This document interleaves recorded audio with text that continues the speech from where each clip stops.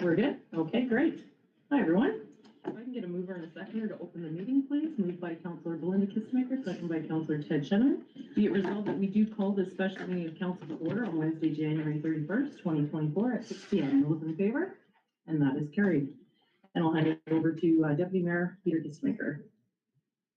Sorry, I wasn't. The Council of the Corporation of the Township of Hornepayne would like to begin by respectfully acknowledging the land on which we gather here today is the Treaty 9 1905-1906 territory, the traditional lands of Indigenous peoples. As we work towards reconciliation, may we all live with respect on this land and live in peace and friendship with all its diverse peoples. Thank you.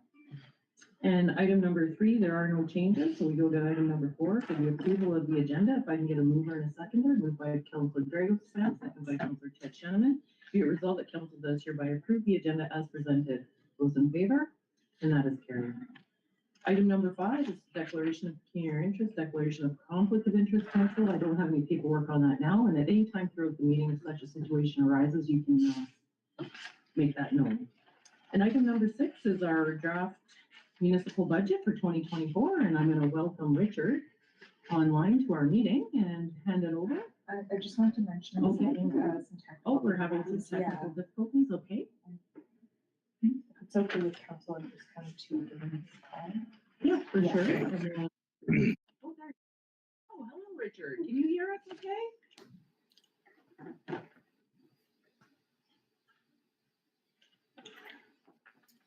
Am I there?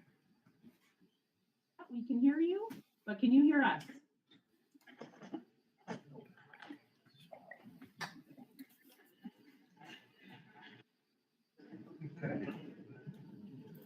Okay, the owls are still showing red. Can you test the button under the red line? Okay, Richard, can you hear us now? I can, yeah. Can you hear me? Perfect. Yes, we can hear you. Welcome to Hornepayne virtually again. Nice to see you, sir. Good to see you. Thank you. I'm going to just explain my sound is very low, and I need to see if I can do something about that.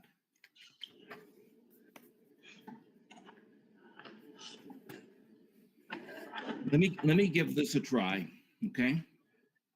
Okay. You can hear me fine? Yes, you're loud and clear on our end. Okay. Whenever you're ready to get started then. Yep, we're at item number 6, presentations in the agenda. You're welcome to go ahead, and I think we've already made you presenter, so if you want to share your screen, that's allowed as well. So it's all yours. Yeah, everybody has it in front of them now. Can I ask Jen if, Jennifer, can you share the screen? Do I need to do that? With the stream and everything, I'm not sure. I need like a third monitor. I think it would be best, Richard, if you were to share it, and we would like to have it shared just for the recording purposes for the public. Right, okay, now. This whole go-to meeting is new for me, so let me see how I go about doing this. Okay, no problem. Sure. There's just and there's Okay, in the bottom center of your screen, Richard, there should be a share button. Okay, yes, there is. Okay. Okay. Share. And by utilizing that, you should be able to put your screen. There we go. Okay, good. You might want to change your screen to full size because we can see your background as well. Okay, are you able to see that now? Yeah, I can see it, and I think we are seeing some notes that you have. I'm not sure if you want those visible or not, so. That's not a problem because that's what I'm going to be talking about as we go through here. Okay. Okay, perfect. Yeah. So let's give it a shot. The one thing I'd like to start off by explaining is I'm not going to see any hands or anything. So if anybody has a question as we're going through, I'd like you to just call out my name, Richard, not Mr. Bennett, it's Richard. And I'm going to ask if anybody, does anybody have any objection if I refer to you folks as Madam Mayor and Councillor. Is that all right with everybody? Yeah, that's fine. And what I can have council do is they can raise their hand here and then I'll interrupt you as the mayor and hand it off to the councilor, okay? That's perfect. Okay, so let me just start off by saying that the 2024 budget process, I want to let council and the public know that I would like to get right to the numbers and leave items like the executive summary, the budget philosophy, the organization chart, etc., to the final presentation at the time of the planned budget approval. Okay? Okay. So based on that, we'll get started here. So we go down through the table of contents. I think everybody has a copy in front of them anyway. But the first page that I want to get to is the overall operating budget for the year. And as you see, I've got a note there as well. I wanted to point out to everybody that the proposed budget has an increase in spending from $3,836,310 in 2023, up to $3,862,340 in 2024. So that's an increase of 0.73% in spending. The budgeted revenues have decreased from 1.755 to 1.673, which is a decrease of almost 4.7% in revenues.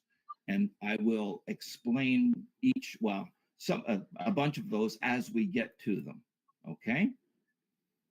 Now we'll go through each department. Maybe what I should do is when we get to the bottom of the page here, this is proposing the amount to be raised through taxes to go from $2,128,850 in 2023 to $2,188,650 in 2024. So that's an increase in taxes of $60,000 overall, or a tax rate increase of 2.82%. Okay. Now, as we look at each of the departments, and I guess this first item is going to be more of a question than a comment, but I did see in 2023 there was over $2,000 in revenue that was posted to this account, and it was from the Fly Point broadband.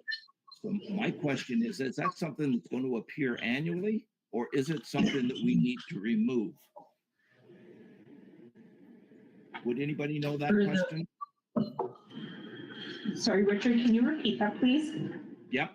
It was in 2023, there was a revenue of $2,034 from Fly Point broadband. And so my question is that something that is anticipated to happen each year or not? Anybody have any idea what that was?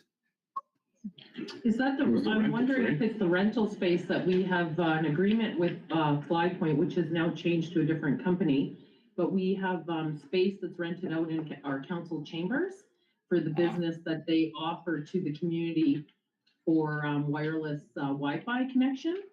Okay. We are still in agreement. You did, how long is that agreement for? I believe it's for another 3 years. Yeah. We can look at we can get the agreement for you, Richard, but it is That's an fine. ongoing agreement, which we did Okay. solidify, and it may have been. So there should be the revenue there. And I just want to put it in the budget for 2024 as a revenue planned for 2024. Okay. The next item that I want to highlight is the salaries for council. And this is on the recommendation of municipal government wayfinders. The council remuneration costs have been allocated across the revenue sources. So based on the 2023 budgeted revenues, the 2024 allocation is 10% to the water department and 10% to the wastewater department. Now, this was something that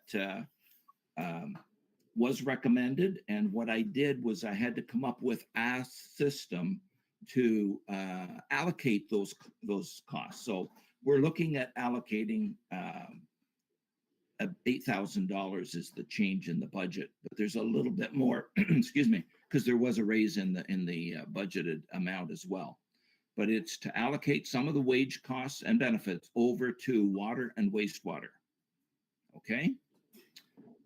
Everything else through the council expenses, pretty reasonable. No changes. We do have a reduction overall because of that wage allocation. Okay. No questions. I'm going to keep on going here, folks. Down to administration. So the first large item I wanted to highlight is the OMPF grant. In 2023, the grant was $593,600. It will be reduced to $578,000. So we're losing $15,600 of that grant in 2024. The province has sent out a calculation that how they come up with that number. I've had a look at it. It does make sense to me, but it's hard to explain why Hornepayne is losing some. It's just in the calculations. Your assessment really is not growing a lot, and other municipalities may be. So I'm going to kind of attribute that reduction to that explanation. Those municipalities where assessment is growing, population is growing, are probably getting more OMPF grant. Okay. When we get down to the admin wages, I didn't highlight this, but there is a big reduction. And I think that's just the change in staff from 23 to 24 with the previous CIO gone. So there's some savings there in the budgeted amount and the related expenses. And there's nothing else that I had highlighted. Again, because of those reductions, the overall admin budget is dropping by 5.31%. No questions so far? Nope, there is none. Good. Okay, I'm going to just keep on rolling here. Okay, fire department. Very little change in the revenues there.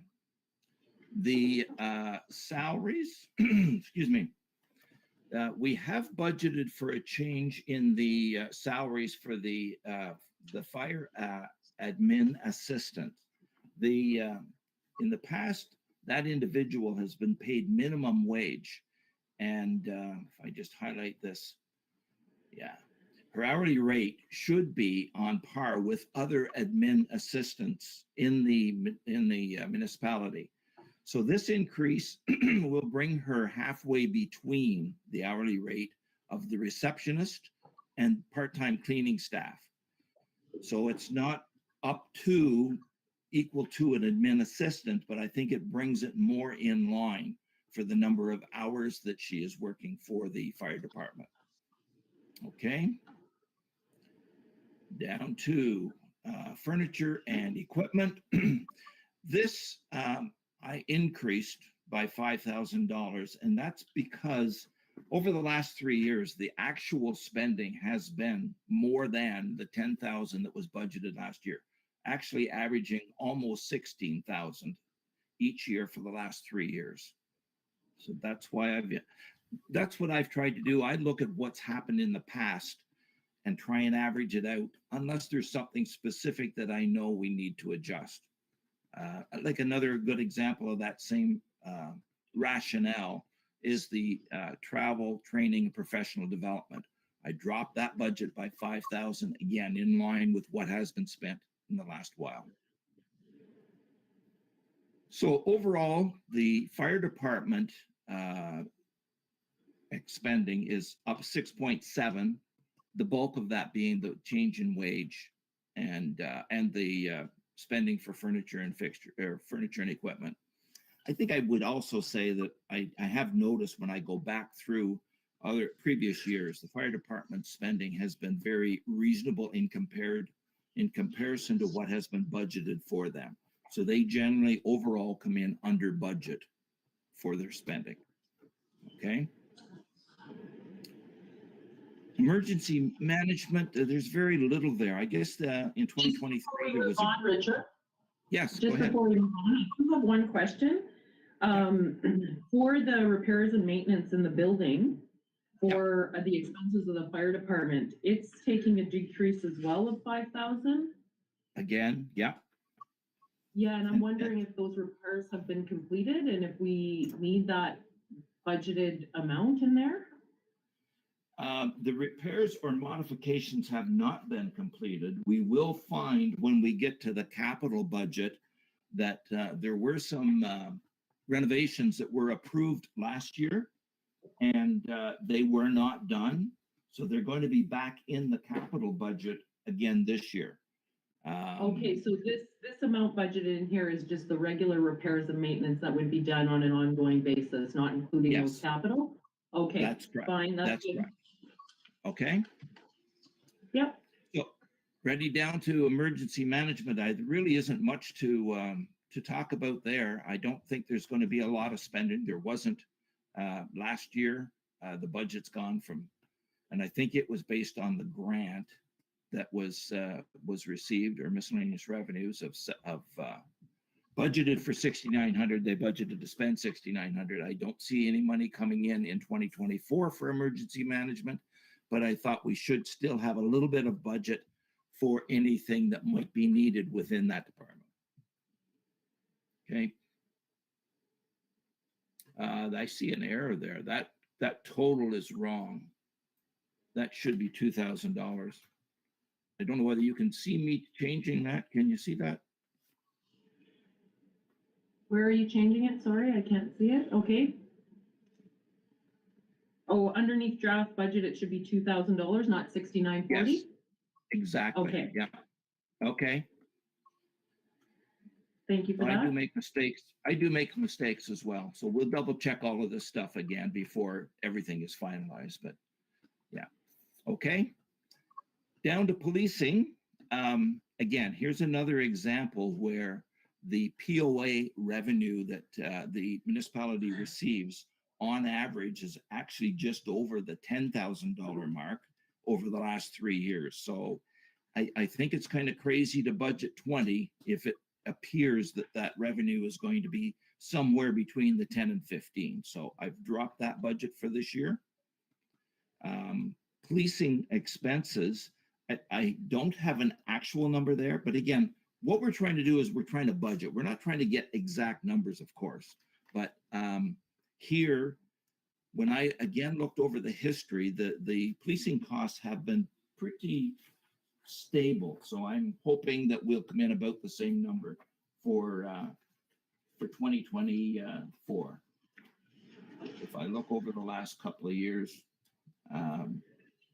yeah, it's been around the 188, 189. So this year is lower, and hopefully it stays there. Okay. Bylaw, very small item, a little bit of revenue there, very small expenses, basically nets out to no effect on the budget. The building department is another area where I've dropped it significantly, the revenues, because the average for the last 3 years has only been $7,700. But I have to point out 2023 was 14,000. I assume that was the new hotel that's currently being built that would have boosted 2023. But I don't see us getting up to anywhere near the 30,000. So I've dropped the revenue to 15. Our expenses for the building department are very low anyway. So it's still up on the plus side between the revenue of 15 and the expenses of 12. Okay. Now the big department, Public Works. So again, let's just talk about the first item, miscellaneous rents and revenues. And I have looked at the averages again. So the last 3 years, we've averaged $78,438. So I thought, again, let's drop that budget by 5,000. We haven't hit the 80 in average. Okay. The grants for summer students, and again, what I did there, I based it on budgeting for, I think it was 4 students for so many weeks. So it works out to 43,100, which is a drop. But of course, that budget and revenue will be, the spending will be dependent on whether we actually get the grant. That's my understanding. Most municipalities will apply for grants for summer students. If they're not successful, then they can't spend the money and go and hire summer students unless they have another area that they can come up with those dollars from. Okay. The last item there, the sale of public works recoverable items. So that would be used equipment and items. And the average again is very low, $6,200 for the last 3 years. So I think we should start dropping that. I didn't want to be too drastic and drop it from 36 down to, 5 or 10, but let's drop it to 10 and see if there's some way of getting up to that item, that amount. Okay. When we get to the wages for the Public Works Department, it appears that there is a contract position that was not budgeted for in 2023. My understanding was that individual started the contract in July of 2023 and a 1-year contract to July of 2024. So we've budgeted that person in these numbers for the full year 2024, assuming that position will become or continue to be either a contract or a full-time position. I believe the hourly wage that is paid is consistent with the rest of the staff in that department. Okay, no questions there? One other item. There is none. Oh, okay. That's again, the summer student wages and benefits will be dependent on whether the grant is successful. Okay.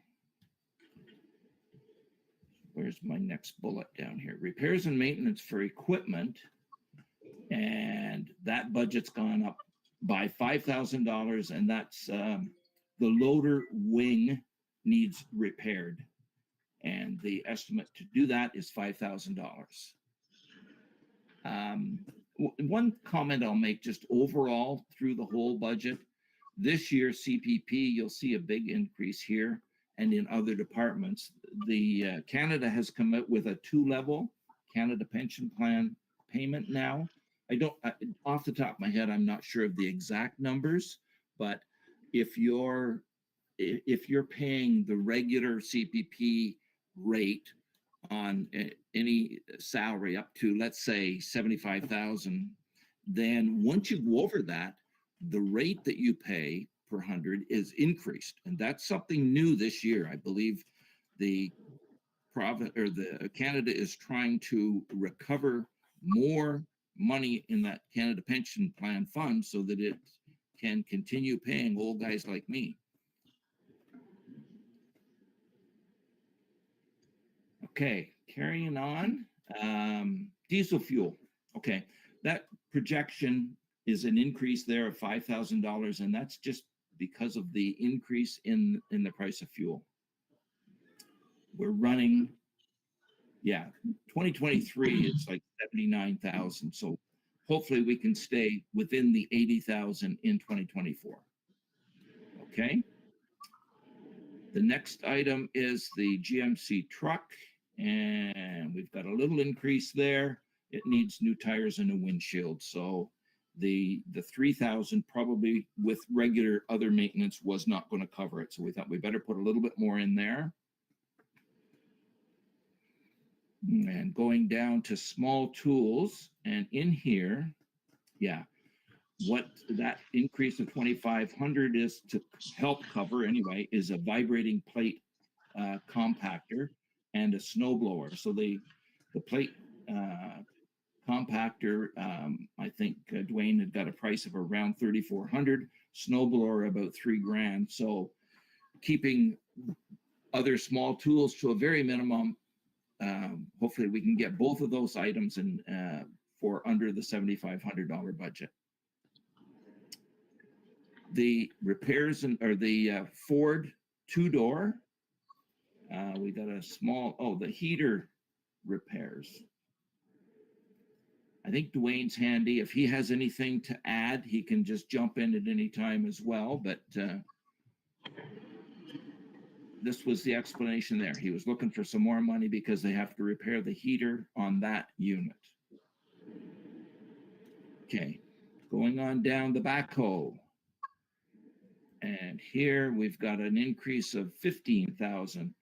There's repairs currently being done to the tune of $20,000 on the turbo electric wiring harness is shortening out, the oil pan is leaking, and the cylinder leaks. I believe from what I've heard, and of course I have never seen any of this equipment, but a lot of this equipment's getting very old. And so trying to keep things rolling, but it is starting to cost some money. Okay. The next item I highlighted was loose top. So that's your gravel, that is on an annual basis. And again, this is just price adjustments. So I didn't put a note in there as to what we're averaging, but I know if we're putting the same amount of gravel on the gravel roads each year to keep them in shape, you can expect prices to go up with loose top gravel.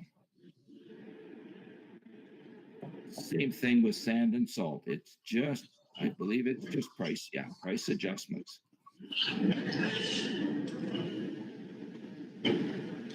Okay, that's basically it for public works, but I do want to point out that's in most municipalities, public works is the biggest cost center.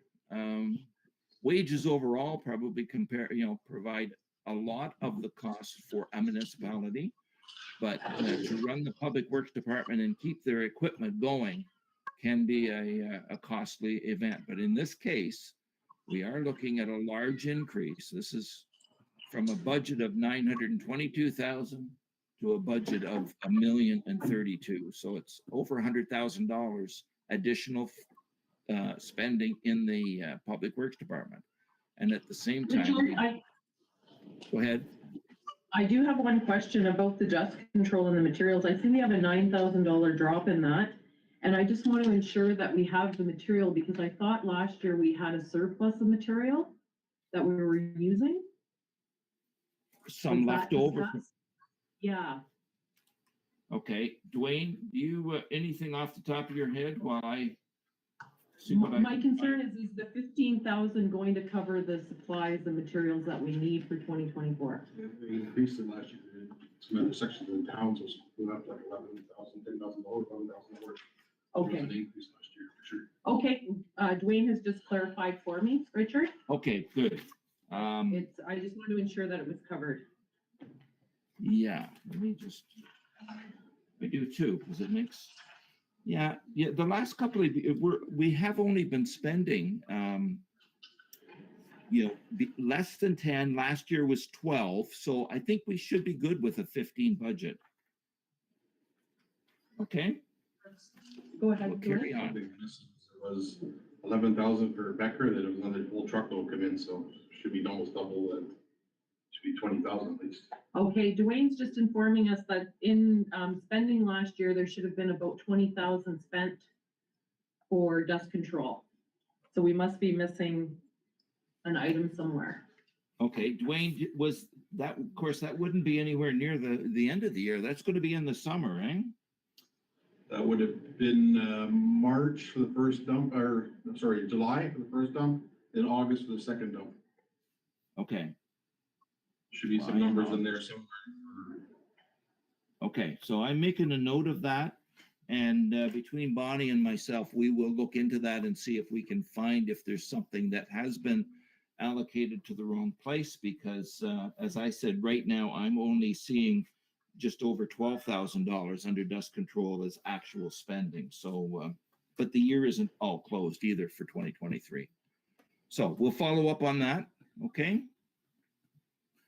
Streetlights, no change there. I think, again, we're staying within budget on that item, so I didn't see any need to increase that at all. The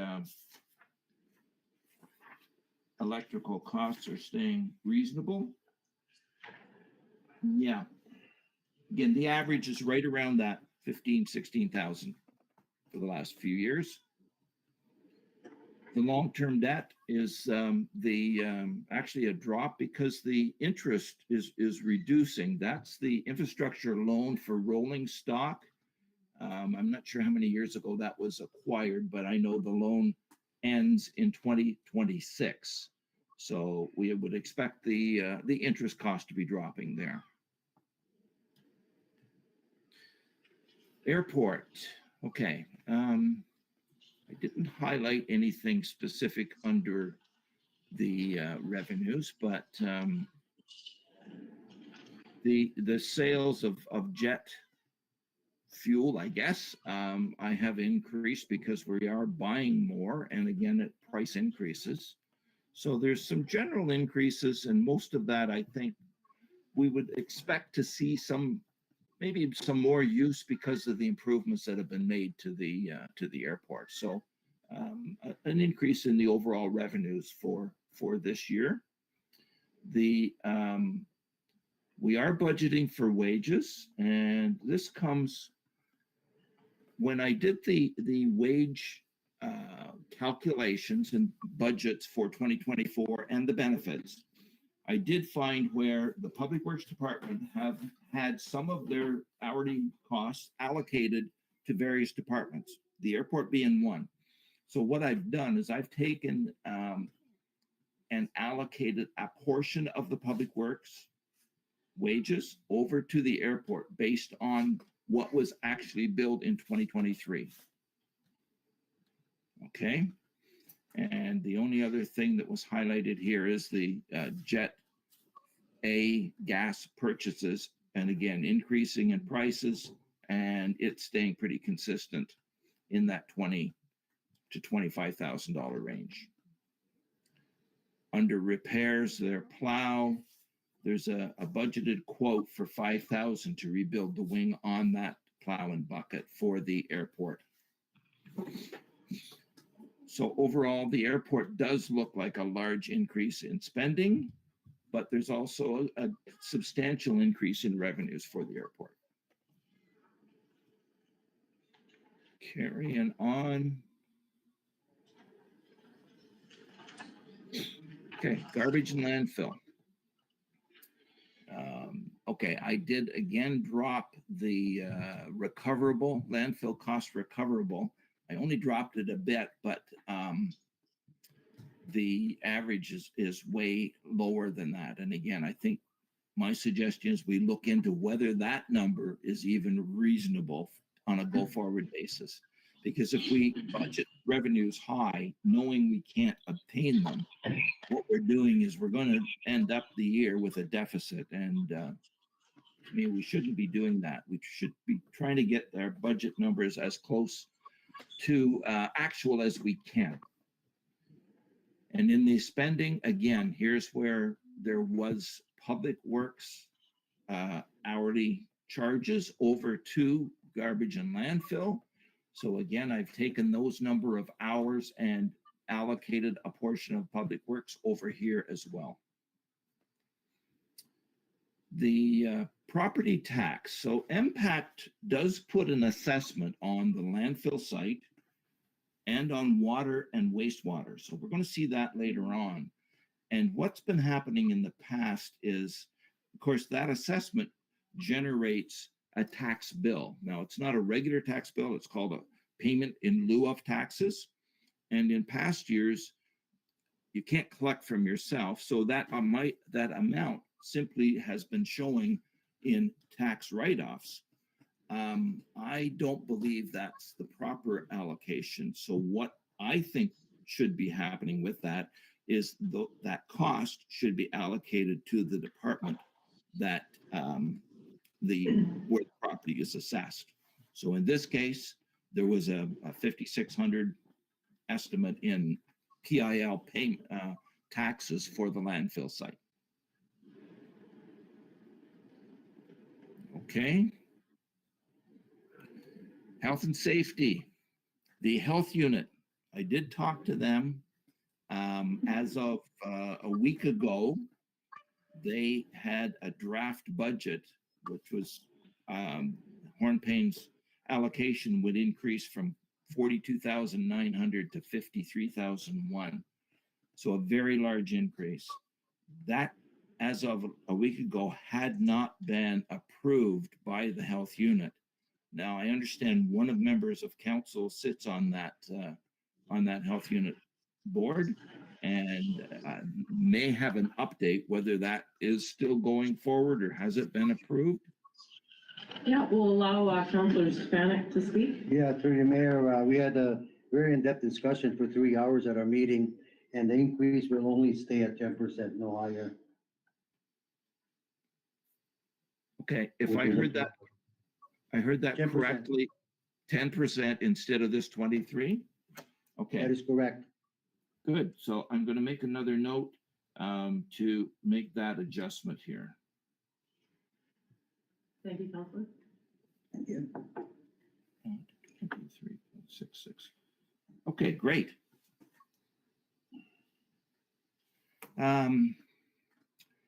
Social assistance. This is just my estimate. I wasn't able to contact the entity and determine what their budgeted increase was going to be, but just from personal experience down our way anyway, I know social assistance is increasing a lot more than the cost of living.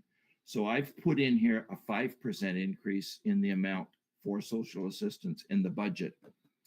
One thing I maybe should have pointed out early on too is the cost of living increase from November 2022 to November 2023 is at 3.1%. I know last summer we were quite a bit higher than that, but it was falling off some in the fall. And the most recent number was the November.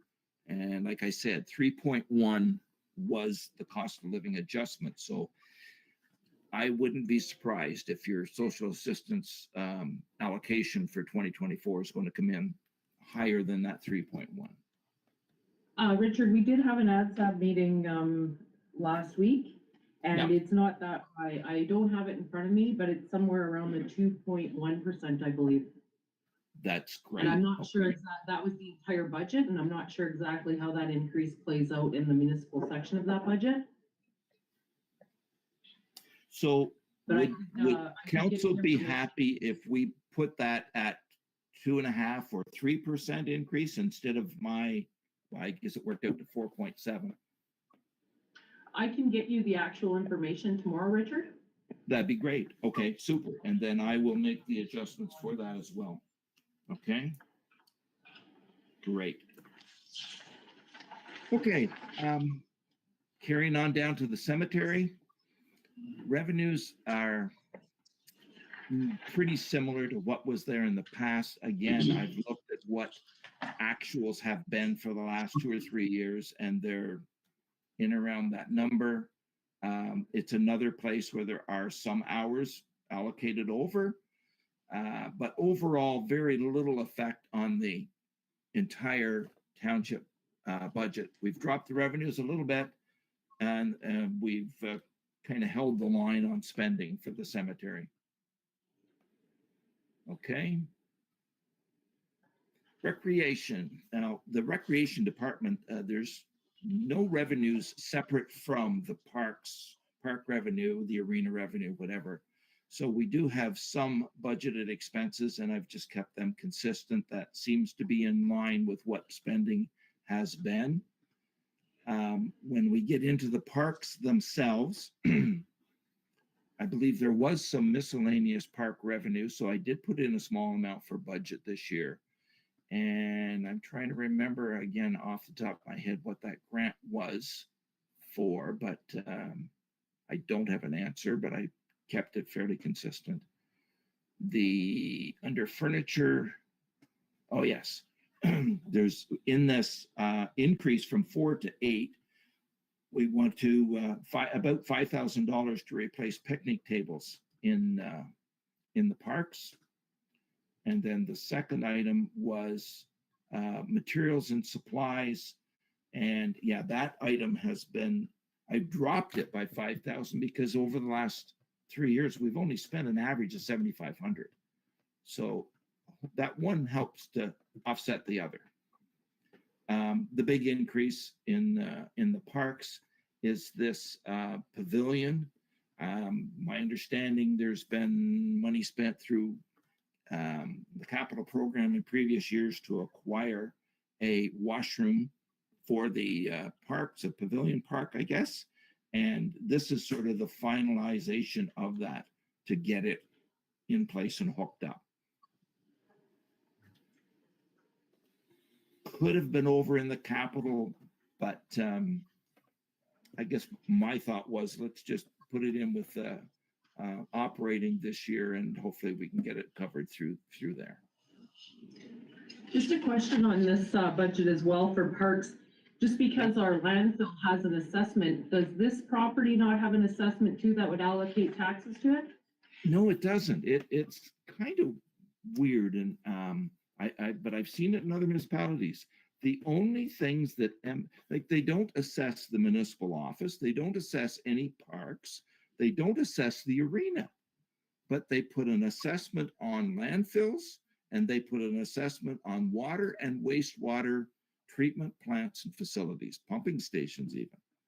That seems to be the only thing that they do. The rest, I guess under the Assessment Act, are considered municipal assets that do not have a revenue that for the municipality, but water and sewer have their own billings, landfill.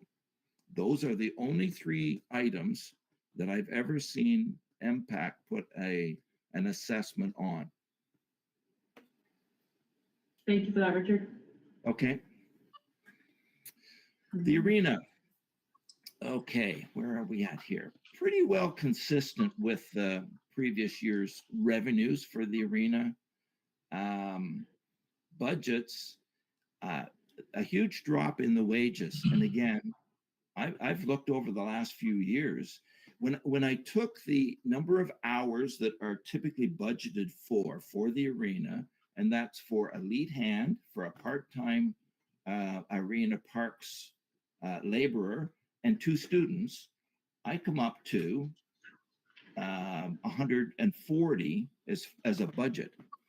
So I can't explain why the budget previous years was that high, but this, we should be able to stay within budget at 140. So a huge savings as far as the arena costs go. Okay. The electric bills, we're averaging the last 3 years, $33,845. So I upped that budget by 5,000.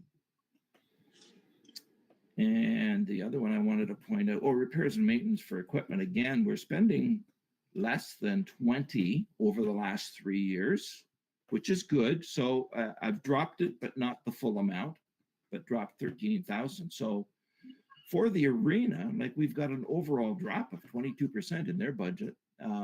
Nice, because an arena is always a cost item for municipalities, but nice to see these items dropping nicely. Curling club. Okay, I've dropped the budget for revenue simply because I know there's no ice from January to March of 2024. So that anticipated revenue for the year is going to be lower. Expenses, pretty well consistent. You'll see I like to do round numbers off. And I believe the difference between the repairs and maintenance is this is where the costs have been being spent in the past is equipment, not building. So that's why that budget changed there, just from one item to the other. Okay. Canteen, no changes. I know in the minutes of the last meeting, I believe there was a change, or there is going to be a change as far as the canteen operation, but I'm assuming it'll continue operating next fall under different management, and hopefully things continue. So there's still the revenue and very little expenses for the canteen. The fitness facility, user fees are in line, so I've left that budget alone. The spending, I was able to make some reductions based on what has been spent again in the last few years. So a little bit here, a little bit there, and overall a nice reduction in spending for the fitness facility. Moving on to the library, pretty well consistent as far as revenues. And the library is another department that do a good job at staying within their budget each year, and over the last few years. Now, there is a proposed increase here. The CAO of the library, from what I had a meeting with, just on the phone with her and one of the board members, I believe. Forgive me for the, I didn't get the names, but anyway, it sounds like the CAO is working more like 7 or 8 hours a day and being paid for 5.5. So we have increased the hours, which is a budget increase there of 6,700 for the CEO of the library. And the only other thing was down here under training. There's some additional training planned for 2024. So they thought we should have a little bit more money in that budget. So overall, not too bad considering those two bigger changes. Economic development. The reduction in revenue is simply because of the fact that the FedNor grant is on a diminishing scale. I think year 1 it was 90%, year 2 is 75, year 3 at 50. So we're going to see that revenue drop. But I would also want to comment that there's some huge benefits from the work that the economic development officer has been doing. I think, and I shouldn't just say her, I'm not sure whether she was the one that has done grant applications, but I would comment that I am amazed at the number of grants and the funding that Hornepayne has got for a small municipality. I know you're up north, and I think that helps when you're applying, but there's so many grants. I'm still trying to sort out some of the revenues for different projects up there. Costs for the Economic Development Office, pretty well consistent, even with an increase, and I think that's under the contract for the position. But we were able to drop a few things in other areas to keep the overall budget spending at the 0.7. Planning and development. So this is money that comes from reserves to assist with projects here. And the one big change this year is consultants. We're looking at a large increase because included in that is going to be the Red Brick communication plan that is in the works for 2024. Okay, I'm flying right along here, so we'll just keep on going. Service Ontario, this item is pretty consistent.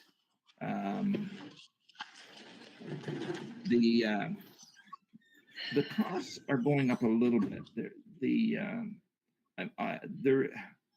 There has not in the past, I don't believe it was budgeted for, but the staff are there's OMERS and the group benefits for the staff that was not budgeted for separately and should be. Again, when I did the spreadsheet for the wage and labor costs and all of the benefits, I simply took a portion of that, and similar to the past, and brought them all down. So that's why that one's going up like it is, because there needs to be that cost budgeted for as well for Service Ontario work being Just a done. question. Yeah. One question on that, because we've done some extensive work in changing this to try and bring it in line with the revenues. So are those revenues of 26,000 consistent then over the last 3 years when you looked at them? I believe they are. Let me just take another quick look. I think we can get to that. Yeah,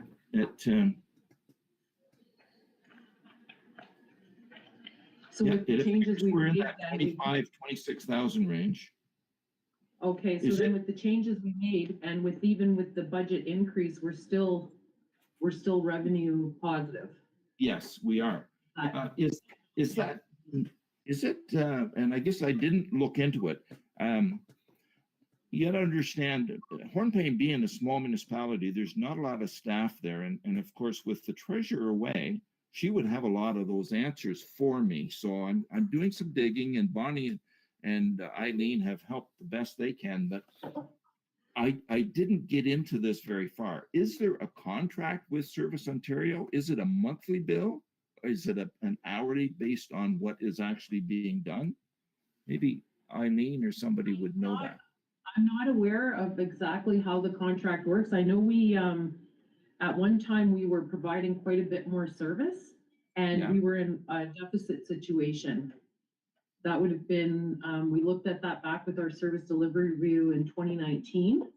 Okay. And Yeah. we modified hours. And then also on top of that, when we were providing the service consistently, I think it was 4 days a week, there were like way more hours than we provide now, that staff personnel couldn't get the other work done that was already on the job Okay. description. Okay. So we adjusted hours. So I'm not sure, Richard, but I'm sure we can Okay. find, I do believe we are under contract though from that. Okay. I just made another note, and I will check on that as well before we finalize anything to make sure that that number is appropriate based on what the contract is. Okay. Yes, and I'm just, it just reminded myself when we started speaking about it, we do have a contract because we had to ask, we had to go into negotiating those hour changes at the time. Okay. Good. Okay, that's another item then I'll follow up on. Pretty well the last item, I think, under the operating budget is education. So of course, we collect education taxes based on the province's rates for education, which, by the way, are staying consistent in 2024. There's no change to the education tax rates, and there's no change to assessment. Like they're not phasing in or making any other changes in assessment. So if you haven't done any improvements to your property, you're probably going to have the very same assessment in 2024, and your education tax rates are going to stay the very same. Okay.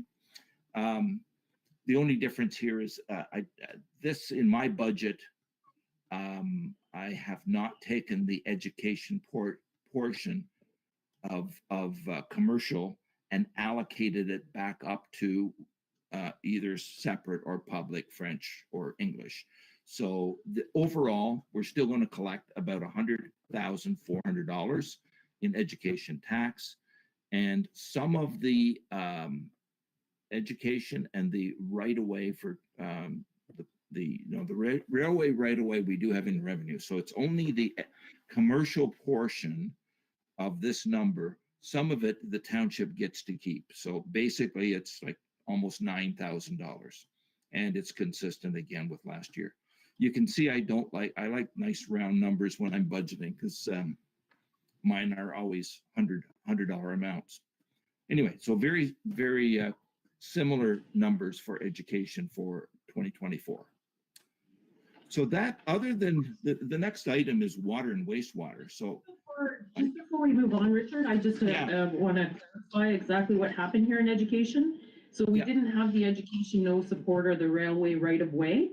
So those items were budgeted within the English public education at the top and the English separate, and then we just added them down there. Is that what happened? like the Yeah, changes of the two budget items? Okay, what happens is when we send out tax bills to a commercial property, okay, there is an education portion of it, and it comes in as education no support. Then the province, once a year, and again, this is based on assessment, what percentage of your assessment is for English public, English separate, and French public, French separate. So they tell us what percentage to take that commercial education tax and allocate back to each of the school boards, okay? So this comes in as one billing from commercial taxpayers, and then it gets split between these. I just have not bothered to yet allocate those because the percentage could change between public separate French and French separate. Do you follow me there? Okay, so, yeah, so that's why we're seeing the difference, why there was Exactly. no budgeted amounts last year, Right. and now they're Yeah. budgeting, and Yeah, just divided between those two amounts. Right. If you recall, Okay. last year's budget was quite a bit later, and by then, and it could even be out now. I did not go looking for how this amount is to be split between each of the school boards, but that's what will happen.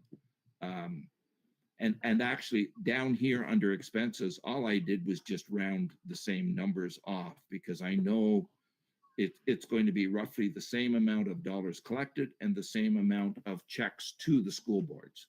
So I could have done the same thing. But we do want to do our budgeting earlier, so these Yep. two items will probably be on an earlier budget. And just for Yes, and- understanding of how they're allocated after.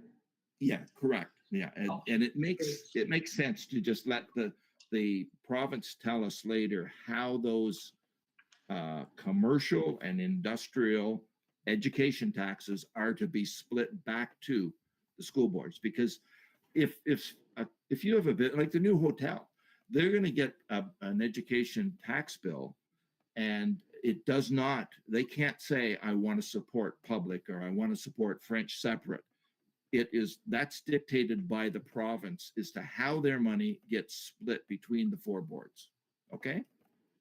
Okay, great. Yeah, and that information it could be in an email somewhere already. It probably is. I didn't go looking for it because to me it wasn't important at this point in time to have it split between the boards. Okay. Well, I actually like seeing it. I have to say, just a comment, I like seeing it like that because I have found this in the past that the Hornepayne Council and our staff are doing the work to try and attract business here. And then we think we're gonna get, this much increase in taxes, but really everyone's gonna take a cut of that pie. Yeah, absolutely. Education is going to. You do have the advantage up north of being a single tier, so you don't have to collect for the county the way most of the municipalities, I guess all of the municipalities that I've worked in down here, we're also collecting for the county, and they set their budget, and then they just tell us how much we've got to collect for them. And so we then, as the local municipality, could be looking at a large increase from the county, and we simply have to send the tax bills out and deal with the taxpayer that doesn't like those huge increases. And then I always complained about that to the county members, saying, you guys should come and help us when it's time to collect the taxes and deal with some of the taxpayers when you've got large increases. But luckily, in your case, you're a single tier, so there's only the education that is going on to someone else. Okay. We ready then to move on? Is everybody, any other questions from anybody? No other questions at this time. You're okay to continue, Richard? Okay. Then let's go on to the water and wastewater. And again, I think everybody has seen this screen, which is just the overall. And this year, what I'm saying, I'm hoping that at the council meeting a week from now, if council is content with the budget, I've put the budget together with a 3% increase in water and wastewater rates. And if that is agreeable, or whatever council directs, then we will prepare the bylaw for those rates, because I think the first billing will be next month sometime. I'm not 100% sure, but I think it needs to be looked after as soon as possible. Okay. So we'll get into, and I think everybody has probably seen this breakdown a bit. Water billings. What I did here, I actually looked at what the billings were. And so from my notes, the quarterly billings are running about $174,000. So 4 of them in a year. And I'm adding in the 3%. So that's how I'm getting the 717,000 there. There are some miscellaneous revenues for water, and I don't know why they were not budgeted for in the past. There have been some revenues here from rents and revenues, aqua recoverable credits from time to time, sale of water. Some body or business has come and wanted to buy some water. And then this transfer from reserves is simply to balance the budget. And I'll explain that in a minute, okay? So the revenue looks like it's going up quite a bit, but it's because there are some other revenue sources and this transfer from reserves. The expenses, and when we look at the wages, again, that is wages that are charged from the, what did I have here? Sorry, just let me make sure the figure was reported in there. It should, oh, yes. Okay. Again, I think when I sent out the first, the copy of this budget, I think that number was totally wrong. It showed as 14,000. It wasn't added properly, and it should be this 45,290. Okay. So Again, I just wanted to point out that to members of council and the public, if they're listening in the printed copy or the copy that went out with the notice of this meeting, that number was in error as well. Okay. Carrying on, then what do we got here?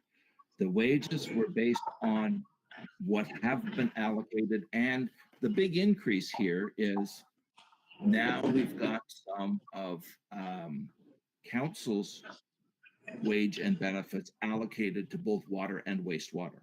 So that's that increase here, okay? When we get down, these numbers, capital and on expenses, they come from Aqua, and they're a budget. They quite often do not get spent, but it's there in case they have to replace pumps or do. I know there's been some work already this year that Eileen has got notice of from Aqua on water or wastewater. So again, it's just to make sure that the money is there to cover those.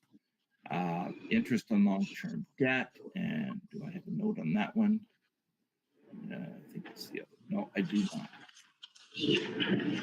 I know that debt was a Infrastructure Ontario loan, again, for the water treatment plant, I believe, and I think that was over a long period of time, like 30 years. And so that interest is here.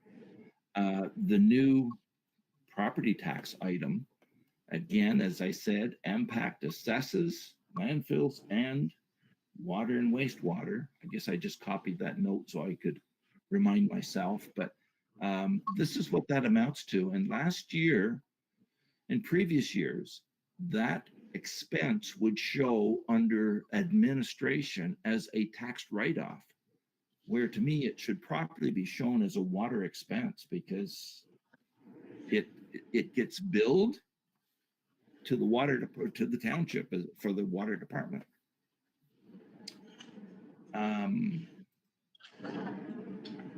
Okay, the increase in the Aqua charges for operating the water system, again, I simply built in a 3% increase, knowing that the cost of living was 3.1. So with those costs, we've increased up to 747,000, mainly because of the property tax and the increase in wages here. That's the two biggest increases.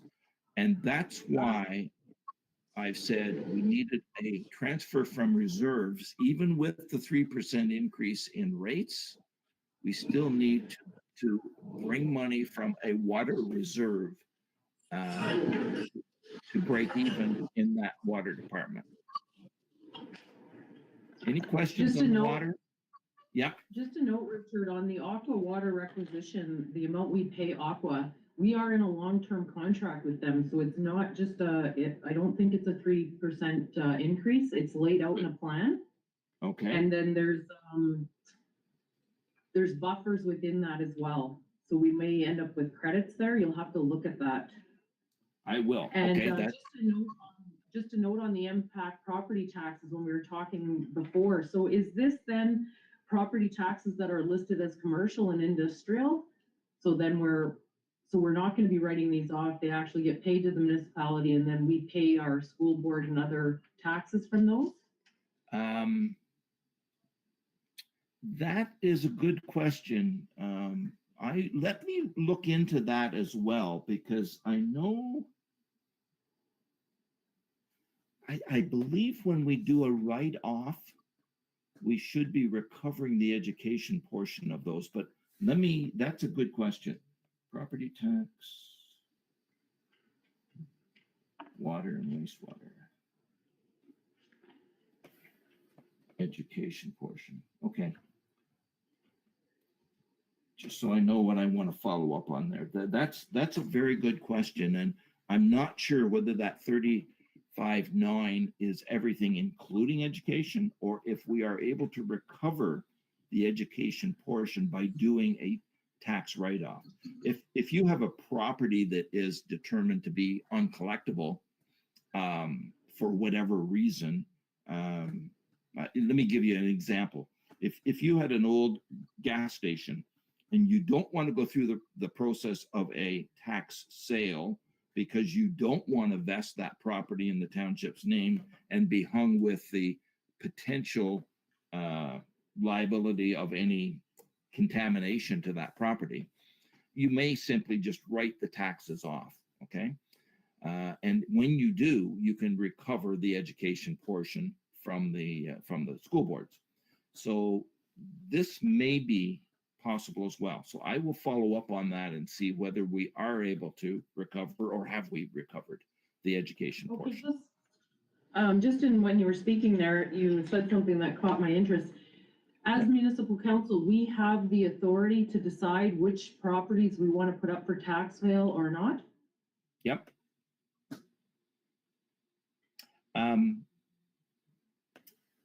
Yes, typically what I would do when I was a full-time treasurer is, if I was having issues, and once they get to a certain point, the tax sale laws changed a few years back. It used to be that they had to be 3 years in arrears, I think, and now it's down to 2. Yeah, and what I would do is I would go to council and I would say, I have some properties that I am unable to collect with all of the efforts that we have made, and I would propose that we are going to put them for tax sale. Now, you have to kind of do this without identifying the property owner, because there is some privacy issues there. But yeah, But in a case when you are talking about a gas station, yeah, and there could be the implication of us taking on environmental concerns, yeah, we can actually just continue to write those off and not vest them. yeah, you can. The disadvantage of that is everybody else, every other taxpayer, is picking up that tax burden for that property. But in the long run, you may be saving them money instead of vesting it and then trying to clean it up and dispose of the property. Okay, we had that situation when I was in Arnprior. I think we had 2 or 3 properties that up there that were abandoned, basically, and we did not want to assume them. So I know that was what was being done at the time. It was just a tax write-off. Most of your tax write-offs are because of changes in assessment. You know, somebody has demolished a building on the property or taken out a swimming pool or whatever. And so you've got an adjustment in the assessment, which requires a refund if you want, or an adjustment, or what's called a write-off. And the opposite is when somebody builds a new addition on the building, then you get a supplementary tax bill. And of course, both have tax education components. And a write-off, then you can claim back the portion of education that you are adjusting that property for. Am I confusing people? No, thank you for the clarification, Richard. Okay. So let's go down to wastewater. With wastewater, I did the same thing. The actual billings are going out at around 116,000 a quarter. So 4 of them a year with a 3% increase would give us this 478,000. We do not have a lot of extras in wastewater, but you will notice even with the additional wage costs in the wastewater department, and why is this one new? I think I put that 10,000 in because there have been in past years some unscheduled capital expenses for the wastewater department. Therefore, I thought we should have a budget there. At the same time, you'll notice that the interest budget has dropped significantly. The 2023 was 14,000. I'm saying again, this is the Infrastructure Ontario loan for wastewater. The interest portion is only 3,300, so there's a huge savings there. The next line, again, we have property taxes for the wastewater department. Everything else is pretty well common, from consistent with prior years, except the last line, which again is a transfer to reserves, because we do have more money coming in than we are spending. So it's to bring the expenses up too. Now, overall, that's another comment that I did want to make to council overall. The one thing I see in the whole township is there are not budgets for transfers into reserves. We are spending reserve funds in various capital projects, which we will get to in 2 weeks. Typically, what I would anticipate seeing is just this.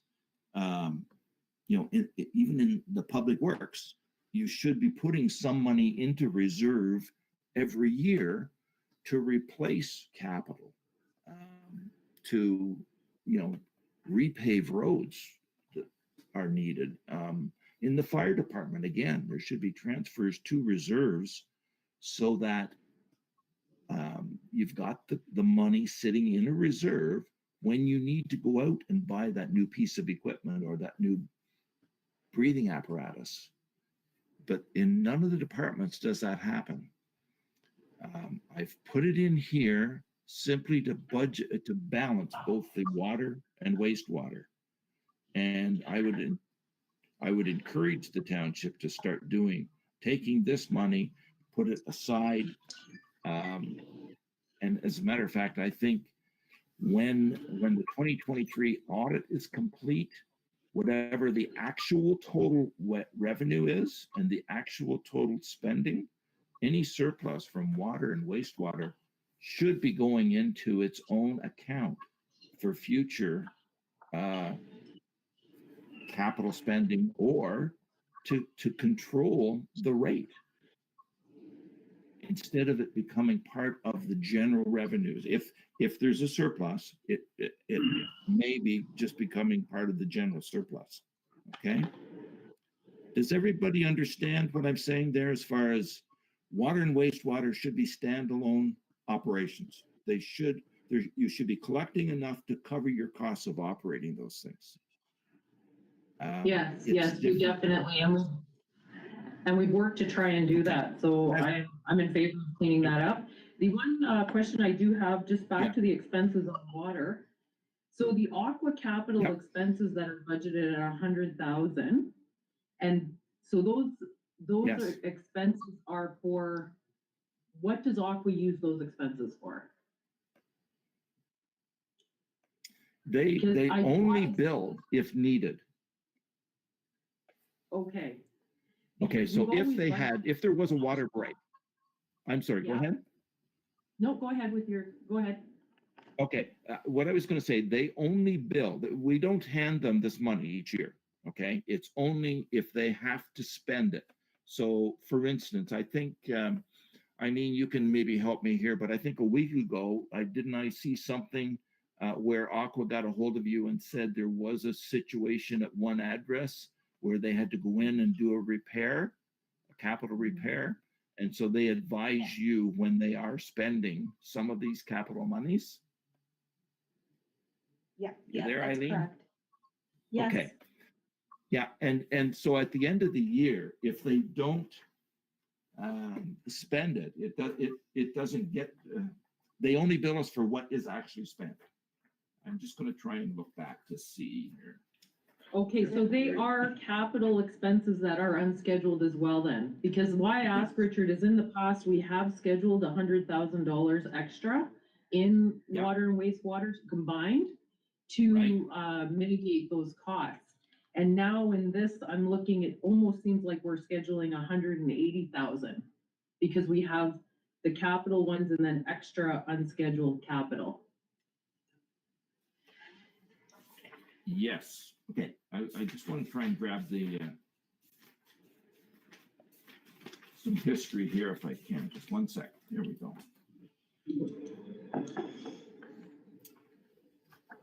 Yeah. So if I look back a couple of years ago, there was in 2022, there was actually 150 some thousand spent of that last year's budget was 190 between those two accounts.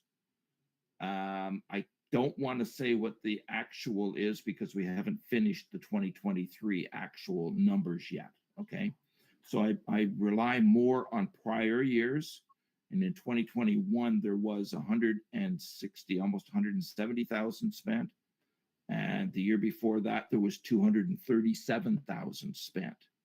So it depends on the year. I guess the frost and what capital, and they could have a pump fail at the facility. I think when Eileen and I had the meeting with, was it Peter from Aqua, to go over their capital for the future years, they have capital to replace pumps not on a regular basis, but to have it in the budget. So if a pump fails, they can, advise us and then go and get one and replace it. They've got to be able to keep water flowing, right? And so, those capital items are billed to us when they actually spend the money for capital improvements. Does that answer your question? Yes, it does. Thank you. Okay. So at this point, then, if there aren't any other questions, what I would like to do is just get council's opinion as to the water and wastewater rates. Are we comfortable increasing each of those by 3% for 2024? I shouldn't say comfortable. I know nobody wants to at any point in time, but have increases in rates. But I think overall, when we consider what's happened to the economy and where our cost of living adjustments are, I believe a 3% is reasonable under the circumstances. And this summary that I have up on the screen now sort of gives us where those rates would go to. Water rate would go to 1,106 per year as compared to 1,074. And the wastewater would go to 778 as compared to 756. Any comments? And if not, I'm going to suggest that we're going to go ahead and prepare the bylaw this week for the council meeting next Wednesday evening. The only item that I have on that is, do we, is it legislated that we do have to have public consultation on the water and wastewater rates prior to us deciding? Not that I'm aware of, Madam Mayor. I believe it is one of the duties, responsibilities of council. This meeting is open, and if there are concerns or comments from the public, they can voice them. No, they cannot. In our procedure bylaw, you Yeah. cannot come to a meeting and voice comment, and we did not open this meeting up for comment. Not this one. That's correct. It's just the 14th. Would anybody have the opportunity to now, and I'm not familiar with your procedural bylaw, do they have the opportunity to register and speak for or against this item at the February 7th meeting? Yes, there's at the not the February 7th, no. The February 14th meeting is open to the public to have discussion, and they Yes. can, and I just know from past, before I was even on council, I came to council about water and wastewater rates. Yep. I guess what I'm suggesting we would do is at your council meeting next Wednesday night, February 7th, we would present the bylaw to adjust those rates. We're not going to talk again about water and wastewater on February the 14th. So I'm hoping that we can settle this tonight so that we can present that bylaw. I don't know whether there would be staff there that would be able to confirm, but I'm trying to get that done so that the first water and wastewater billings that go out in 2024 have the new rates in them. That's why I was shooting for the February 7th meeting. I have to defer to staff. If we, in the past, we've always had public consultation on our waste and water and wastewater services. I'm not prepared to change that on the fly. If we can in the future, I have no problem doing that, but the public needs to have consistency.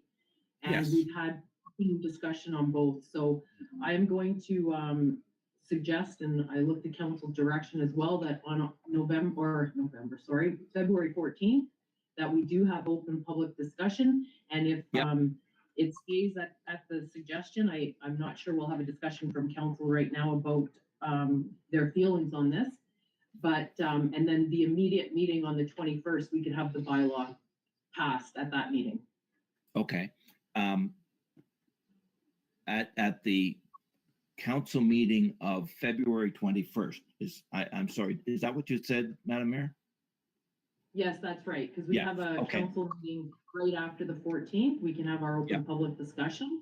Just because in the past, we have had some really great comments from the public, and I just don't want to close that avenue off without, actually with some notice to them.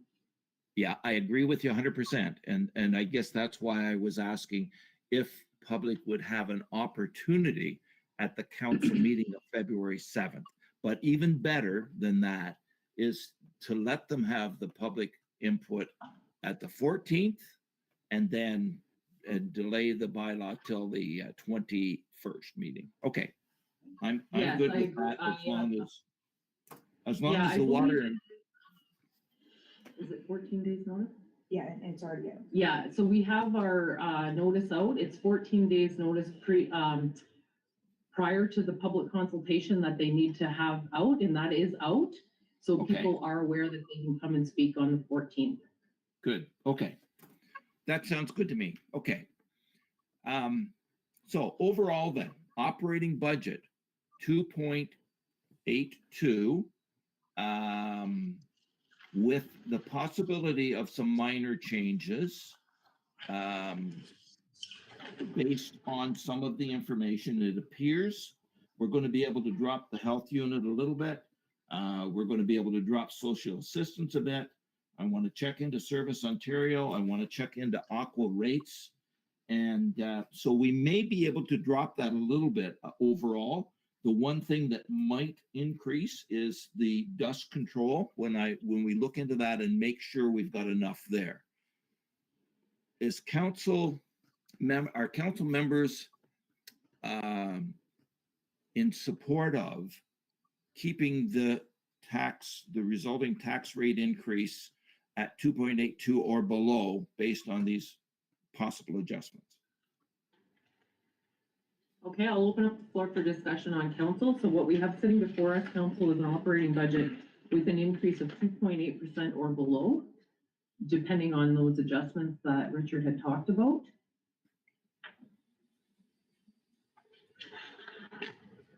And I open the floor for discussion. Councilor Sven, go ahead. Yeah, thank you, Mayor, through you to Richard. Yeah, I mean, any increase is not a good increase, but I mean, I think overall, analyzing your budget, good job, thank you. It's pretty lean in that respect. So I think if it's anything below 2.82, I would accept it. The thing I could swing back to which you made a comment, for future capital reserve funds. Yeah. I'm sure you're aware that the fire department needs equipment. I've heard that over the last 2 years. We made no major purchases. We also have a curling club that's dying. It's for 50 years plus, and that's why it's closed. We also gonna have some major capital expenditure. I call it the water agency, just an overall, with different equipment to be purchased. I like to see, I'm not sure if you can discuss capital expenditure next meeting with us, or it's gonna be now. I like to start reserve, and I'm a firm believer of reserve funds as opposed to dipping in and flying by the seat of your pants when all of a sudden you have to spend under 200, 300,000. I think we should place it into the 2024 budget, a starting point for the departments that need it. Thank you. Thank you, Councilor. Good points. And I guess that's, what I would like to see. I will comment that I went into one municipality to assess, and their previous 4 years, they had been doing a 0% increase, 0% every year for 4 years. And the day that I arrived, the treasurer had left, they were facing an 8.9% increase. It was very difficult to try and explain to taxpayers why such a high increase. I have to say, I think it is important, especially when you've got wages as one of the largest items of expense in a municipality, and you've got union contracts. There have to be some adjustments in costs.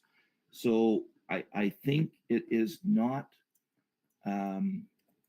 a good idea for council to consistently try to get to zero. I know you're trying to help your taxpayers, but you may just be delaying and the inevitable.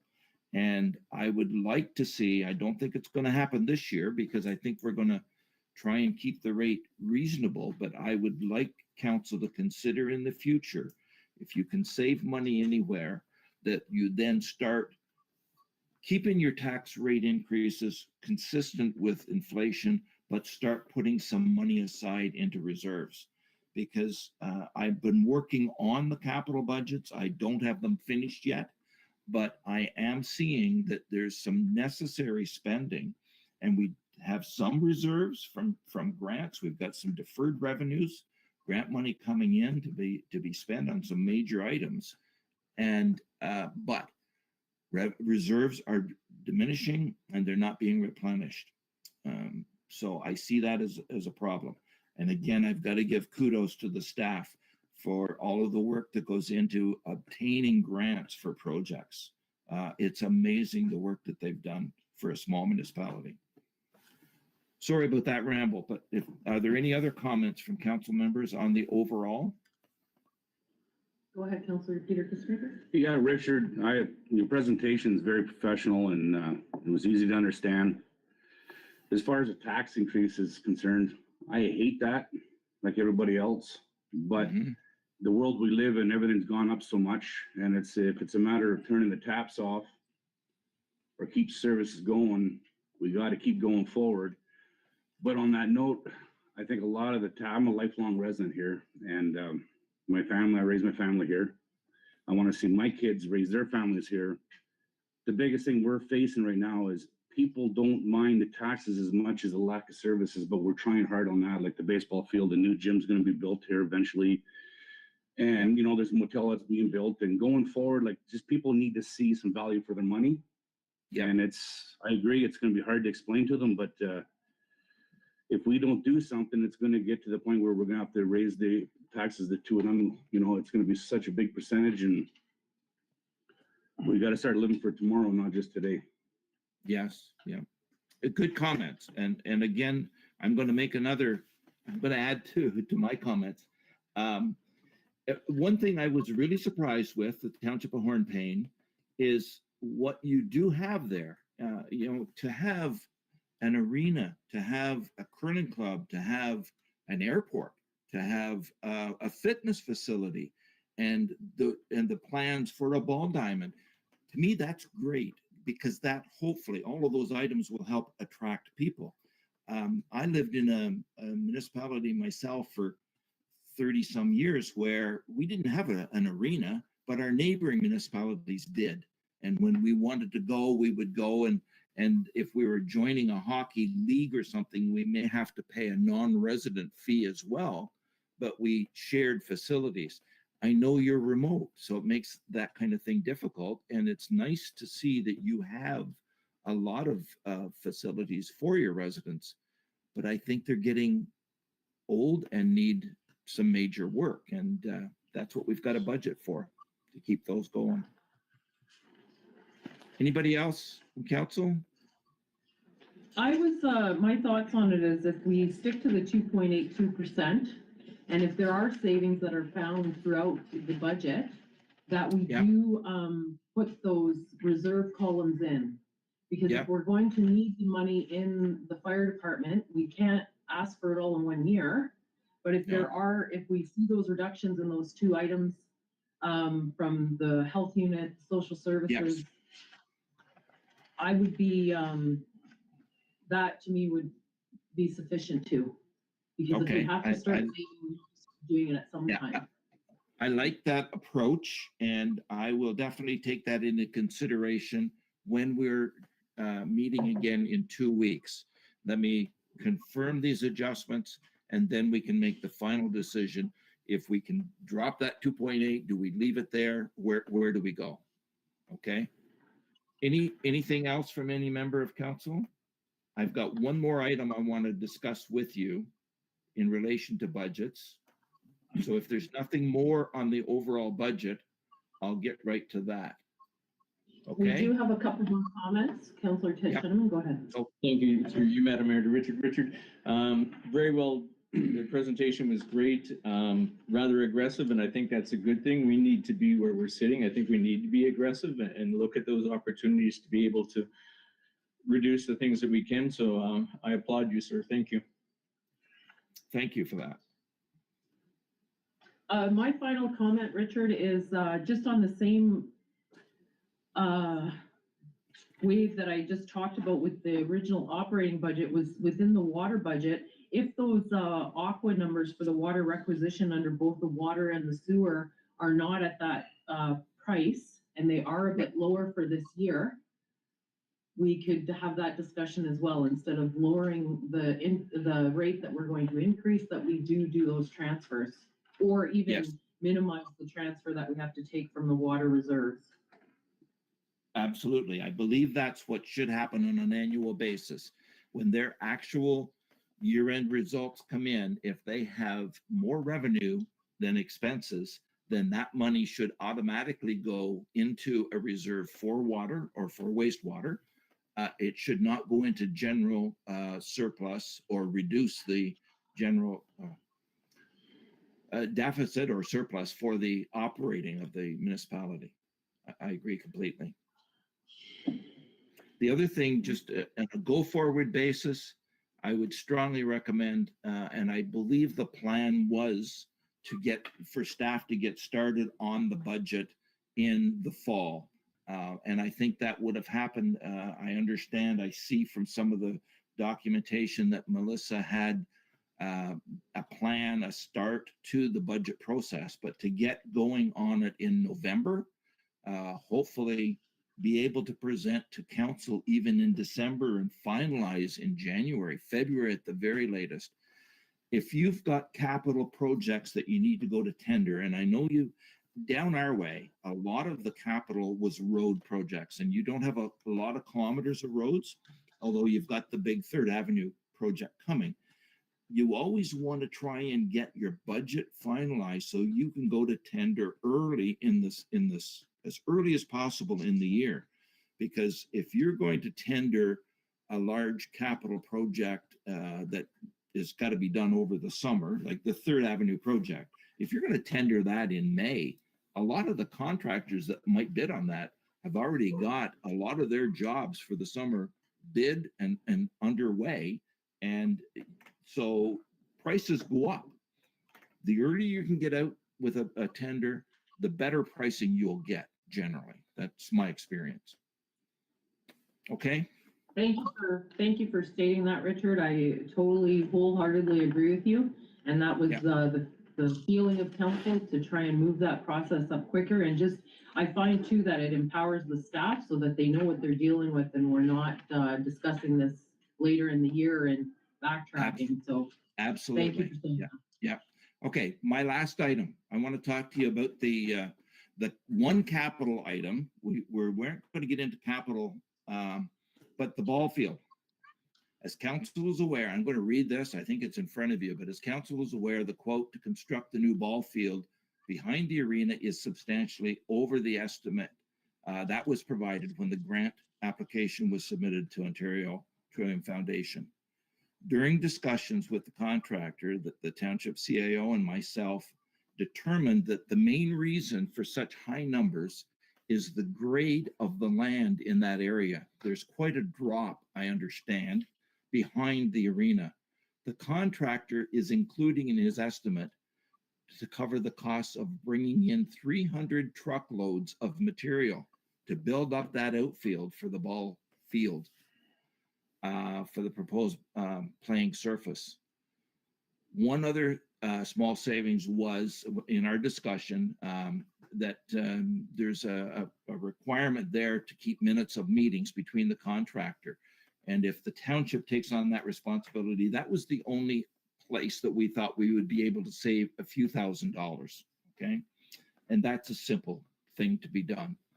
But the contractor even suggested that if the township has a project where a significant amount of material could be disposed of, the potential savings for that ball field could be over $100,000.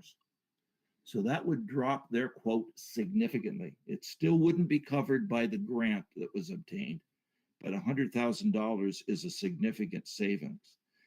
Based on this new information, staff are recommending that the baseball field project be delayed until 2025, when the 3rd Avenue project is scheduled, and with the idea that material dug from 3rd Avenue could be hauled a very short distance and used to assist bringing the ball field to a more level area. Now, I made those notes after Eileen and I had the discussion with the contractor for the ball diamond. And as I said, it was even him that suggested if you had a project where there is material. The other thing that we were a little concerned about, and we did discuss with Mr. Wildman, and he concurs, that his caution is that when you dig material out of 3rd Avenue, you would want to have it tested to make sure there's no contamination before you actually deposit it back where the ball field would be. I think that was the main item that came from our discussions with him. So I want to throw this out there and with the idea that that this project be delayed. We did discuss, I would recommend what would happen.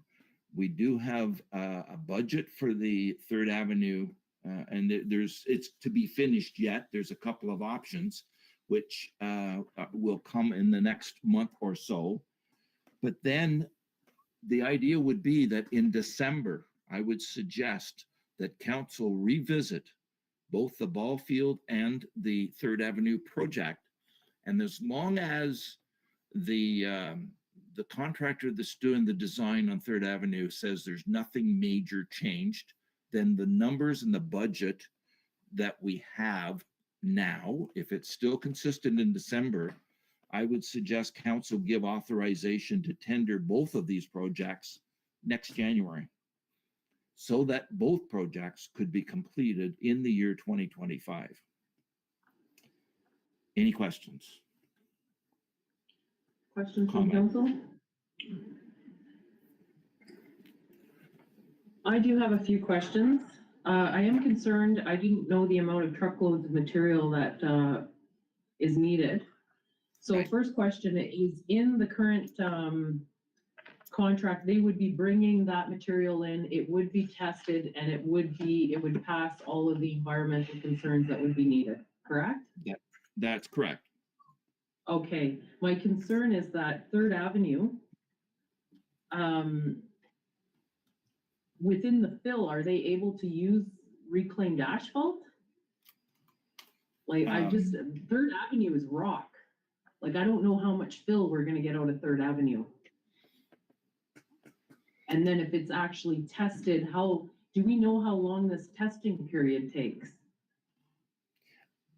I believe it's fairly quick. Now, I don't know your proximity to a center that would be able to, you would take a sample to and have them test. But if the testing centers, and let me just say let's say it's an hour's drive away or 2 hours drive away.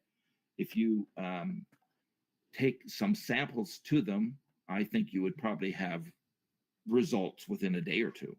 And then that, material could be moved, assuming it's free of contaminants. I would also believe, and I may be wrong here because I'm not an expert in construction or anything, but reclaimed asphalt, I don't believe there would be anything in it that would prevent it from being used to build up an area like that in the outfield. I believe cement, asphalt, lots of material like that are used when projects are going on. I'm just thinking of lots of large contracts where they're demolishing buildings or tearing up roads, and reclaimed asphalt down our way. At least sometimes it gets reclaimed. It can be ground again and reused, put back in the road. Yeah, I can definitely check on that. I'll check on that. I'm gonna call the people at Good Roads, and I can find out exactly what the testing of that and what would be the requirement for how long. Right. That would be good. And thing- the idea, even if it's rock that's coming out, if there's rock in there that, first of all, if you have to blast it to get it out, I would be surprised, but I may be wrong. But let's assume there's boulders in there. A boulder, to me, wouldn't be a contaminant, and it could fill a big void if you're trying to fill an area and bring it up to level for a ball field. Go ahead. Through you, Madam Mayor. Yeah, Richard, I think the Third Ave project, like our mayor said, probably is all rock, because I believe there were shortcuts taken back in the early 70s. But even that, you said it right. I've seen it before. I've seen it at our own family garage where it was backfilled with rock and all kinds of stuff. And then basically it's the sub or the surface up top that you got to put the different levels of different aggregates. So, and I think there would be enough volume in that third project. I'd be very surprised if it wasn't more than enough to build that place level. And then all we got to do is worry about the surface treatment. Yeah, and in the quote, I do believe the contractor had given us a bit of an update and a breakdown of some of the numbers. So that contractor still had in his quote the topsoil to be put on top of those 300 truckloads. And that was just an estimate, by the way, but he still had the topsoil and then not grass seed. I'm sorry. What's the terminology when they spray it to? Hydro seed. Yes, hydro seed on top so that you could get some good grass growing in the outfield. And in the infield, even for the ball diamond itself, they would still need to do some leveling so you got a proper slope. The water would run off. You know, the pitcher mound's got to be a little bit higher, and it would need to be in a crushed stone or a gravel surface, not a grassy surface, normal. And so that would still all be in the quote. But the big thing that he pointed out was just the amount of material that would be needed to build the outfield up significantly enough to have a fairly level playing field out there. And just a question for our staff in the in town, do we have any available fill material? No, grayed out. Okay, and why I ask this is in behind the arena, is there not some asphalt there already that's piling up? Okay, is that usable It's usable, also usable for your hot box. in the hot box? Okay, I don't think we're going to need to use it, Madam Mayor. There'd be more than enough in the third half project to build that up. May just explain the reason that this is on discussion tonight. I do believe that when the township went out for the request for request for proposal for the ball field,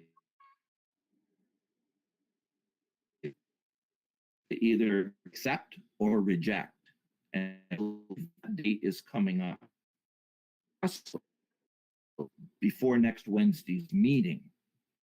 And maybe Amin can speak to that, but I think what we needed to do was find out whether, if council supported the idea of delaying this project till next year, then it's a simple matter of saying to the bidder that we aren't going to proceed with the tender that went out this spring, and that we will consider this whole project again next year. yeah, go ahead, Eileen. So Richard, you were cutting out a little bit there, so I'll just clarify to council that because of the date that the tender went out, we have, I believe it's 60 days to accept or reject the bid. So we only have till February 14. So that is why this needs to be brought back to the February 7th meeting. And that is why we're discussing a capital item, just one capital item tonight.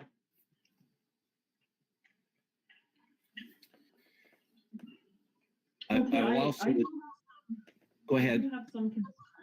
I do have some concerns. We don't know the amount of material out of third F. The projected savings could be 100,000. But there are costs that we will incur doing this as well. We don't know what the new tender will come in at next year. I have to let council know that I was not, until I spoke with Eileen about this and got clarity, I was not aware that this project was actually doing the project. I thought the $300+ was for the engineering and the planning of the ball field only. And that's why I was so readily against it. And then when I got clarity and understood that no work would be done, the planning would be done, and it would be usable in the end, that totally changed my mindset on it. So those are the items that I'm concerned about. I'm concerned about that the risk that we're going to, if we were to delay, we're going to look at, can we use the fill?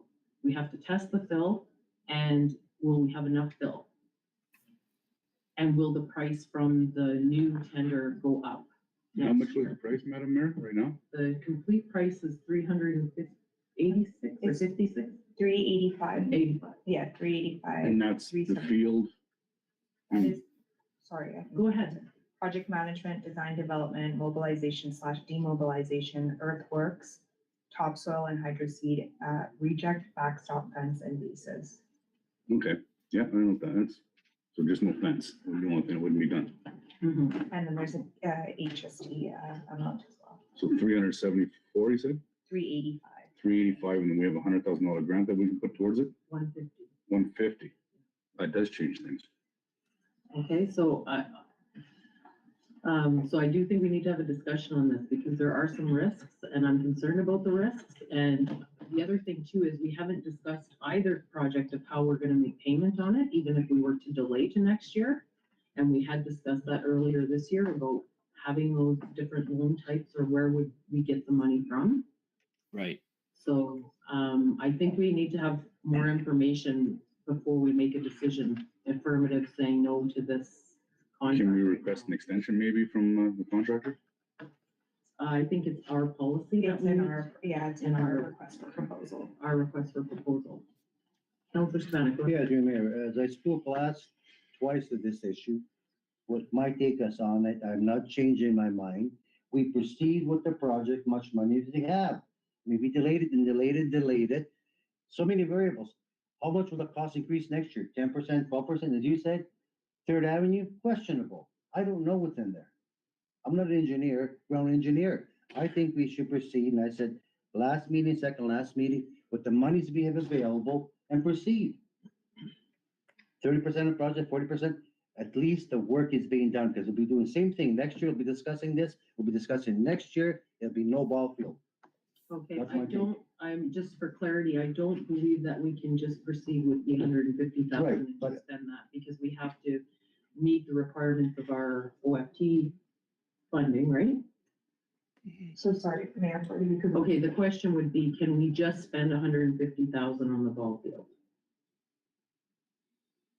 For Yeah, I don't, I think what, sorry, go the ahead. EDO. Yeah, go ahead.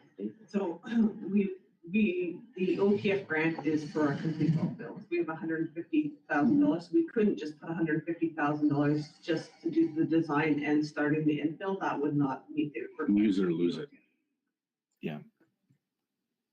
But we can do this, what we're talking about now, we can do that, spend the grant for 385,000. That's the full project, right? Okay. Go ahead. Ken, I've heard from different sources, one gentleman in Hornepayne, he's putting on a 4-on-4, and it's basically to raise the money for the ball field, to help raise it. Is there a way that we could finance the difference and then through different fundraisers over the course of 5 or 10 years, 5 years, or whatever, that we can pay it off earlier? Is that possible? Yeah, that question. Did you hear that, Richard? The question is if we Yes, were I to did. do a loan Yeah. portion. And I then think fundraise- that's an option if council wants to consider. My concern was in trying to do the capital budget, when I got to the ball field and I knew we had the grant for 150, where are we going to come up with the other? We would need $242,000 more because we also have to pay the HST that is not recoverable. So that 385 becomes 392. Okay, if we have to pay the contractor over $50,000 in HST, and we get back most of it from the government, but not all. So your total cost is going to be 392. If you've got 150, we need to come up with 492,000 somewhere. We don't have that sitting in reserves for recreation. I don't think we can get any other grants. So my only option was to consider that to be a borrowing in order to do that. And, if council wants to do that, then you're looking at the interest costs on an annual basis.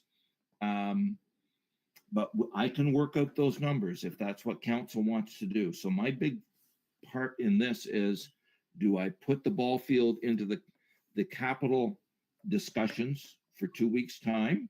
It almost sounds like that's what I'm hearing, and see what money is available that I could find, or what the cost would be for a long-term loan. Well, I think just because of the restrictions on the RFP, we have to have this discussion on February the 7th. So we have to make this decision by next Wednesday. Yeah. I do think we need to look at financing, because how are we going to pay for it next year as well? So it Yeah. does need to be included as a capital item. Okay. And our fulsome discussion next Wednesday will let us know if it's going to be included this year or next year. Okay. I will warn council, we are going to be looking at some capital items that are going to require some long-term borrowing anyway. But I have one question of Eileen. If you can hear me, Eileen, Yeah. do you think it would be possible, and this idea just came to me, could we contact the contractor and advise him that we think we have until the 14th for council to make a decision, and because we're in budget discussions and this item is still in discussion, could we extend that date from February 14th until, another 2 weeks or something? I believe from our discussion that we had with the contractor that he would probably be fine with an extension, and let council discuss this with the other capital items in 2 weeks' time. What's your thoughts, Eileen? Yeah, I can reach out to the bidder and request that, see what they Okay. say. Yeah, I know when we had the discussion with him, one thing he did point out too was he said the price overall was the best that he thought he could do, and that he had quoted this once back in 2022, and he's quoted the very same amount, I believe, now. So he hasn't upped his prices.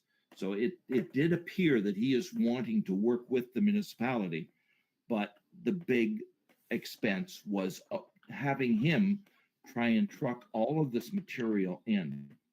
And another comment that he did make, and Eileen, we haven't discussed this further either, but he did talk about when he's working on a contract like this in Hornepayne, his staff were driving home every night.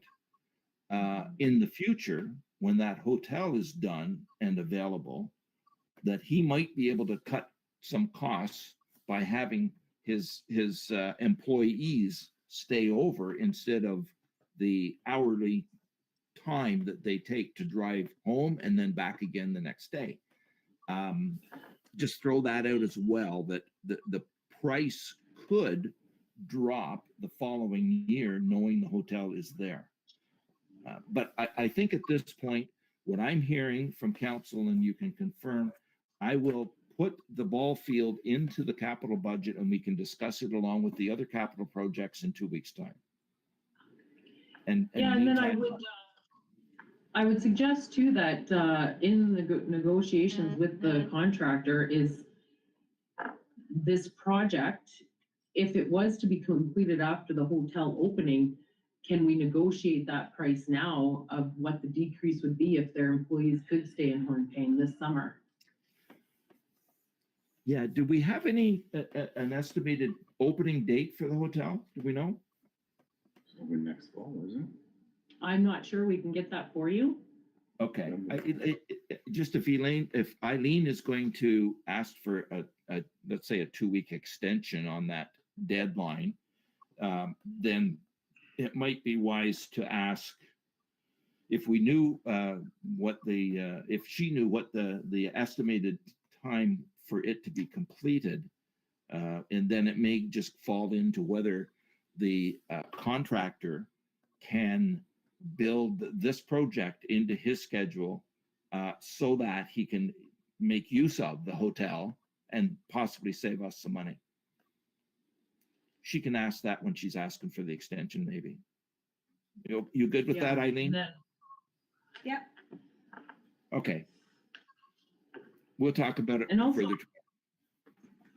One other Okay. question that I would have is, currently under the contract, when are they looking at, completing the project? What was the timeline on completing it? Because that's information I'd like to know. So Yeah, I don't know. I'm just looking at the When? paperwork that I have, and I don't know whether there is a. Yeah, construction, June, July 2024. June, July? Yeah. So that would tell me that they hope to have it done by the 1st of August.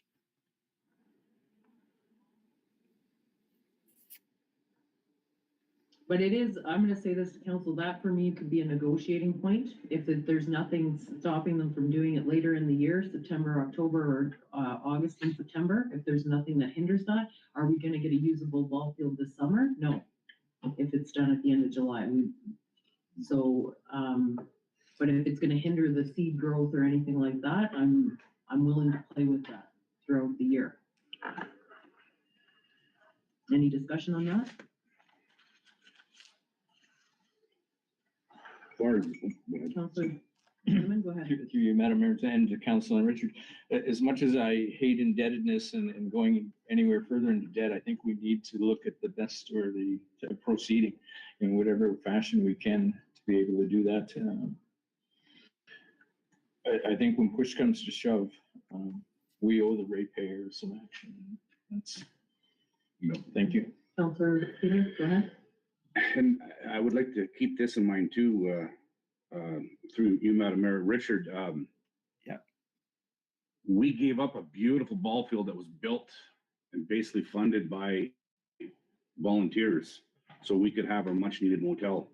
And we gave them our word, just like we gave them our word on the gym and everything else. I believe Councilor Shinneman is correct in that. We got to make it work somehow. And the beauty of having the motel, it's not gonna be right away, but as years go by, this is also our revenues will increase and it will offset. And I really believe people in Hornepayne will try to fundraise as much as possible. I'm just scared. I honestly believe that in 2 years' time, the price won't go up that much, only because everything went up so much. But I would hate to see something happen like the arena when we initially got the quote and the grant money that our economic development, the team worked so hard for. Our buying power were pennies on the dollar within 2 years. Yeah. So, and Councilor Stefanik is right when he says that we're gonna keep doing this year after year and we're not getting anywhere. Yeah, at some point we have to take a risk and I'm concerned. So this is concerning to me. Okay. So, I, so if we don't get the extension from the contractor, will this be coming back on the 7th then? Yes. Yes, okay. Yeah. Council, you're okay with that? It'll stay to the 14th if they get the extension? Anything else, Richard? no, I think that's it. And just from that, I will go in and put the ball field into the capital project and look at the options as far as financing. And then it can be discussed along with the other capital projects in 2 weeks' time. And I think I've got some pretty clear direction on the general budget, the operating budget. So we'll just get her put together. Great. That's it for me. Okay. Thanks very much, folks. No, thank you, Richard. Thank you. I appreciate all the information and it was informative and thank you so much. Any further questions from council before I let Richard go? No? Okay, thank you, Richard. Our questions are all done. Great. Okay. Thank you. Have a great night. You too. Don't forget to stop sharing your screen. Madam Mayor? Could you please stop sharing your screen for us, Richard? Yep. I've done that and I'm just going to leave the meeting now, right? No. Well, if he leaves, it'll stop too, right? Yeah, you can just leave. It'll stop, we believe, when you leave. Okay. So now I just do that. There we go. Yeah. Perfect. Thank Now you get to see my ugly face instead. Okay, sorry, did you have a question, Peter? Yeah, just real quick, I don't know if you've been asked before, Stacy, can we piggyback off the grant we already got if the time allows us to? For the ball field, like for another grant, that's anything that might come down the pipe? Well, we probably have to get an extension on the OTF. We get, Oh, have to okay. get approval from OTF to see if we could. I Right, believe Eileen. It's coming on to my February 7th, it'll be on the February 7th agenda and in my monthly report, but we did receive an extension from OTF for this grant. So it's extended till May 30th, 2025. okay. Okay, so I'm wondering, are you looking at what type of grant are you doing, like NOHFC or? Something that would just, where we yeah, can offset some of these expenses? yeah, just anything to help out with the ball field there, because that's the township needs that. Yeah. You know, if I may Mhm. comment, in any fundraising too, and to get the community, if this project is going ahead in 2024, any involvement of the community to help raise some money, put some ownership in them as well. And then you're going to have them making sure that that asset is looked after, that, you know, you don't have vandalism or anything else out there. So I think that's a good idea in twofold. It helps raise some money towards the project, but it also may have everybody take some ownership in the ball field. Yeah, I agree. Thank you for that, Richard. Okay, if there's no further comments from council then? Okay, we're looking at adjournment. If I can get a mover and a seconder for the confirmatory bylaw, moved by Councillor Peter Kistenmaker, second by Councillor Ted Shannon. Be it resolved that bylaw number 2055 being a bylaw to confirm the proceedings of council at their special meeting held on Wednesday, January 31st, 2024, be hereby read a first and second time, be considered read a third time, and finally passed. Those in favor? And that is carried. And adjournment. If I can get a mover and a seconder, moved by Councillor Dragos Panic, second by Councillor Peter Kistenmaker. Be it resolved that council does hereby adjourn this special meeting of council held on Wednesday, January 31st, 2024 at 8:07 p.m. Those in favor? And that is carried.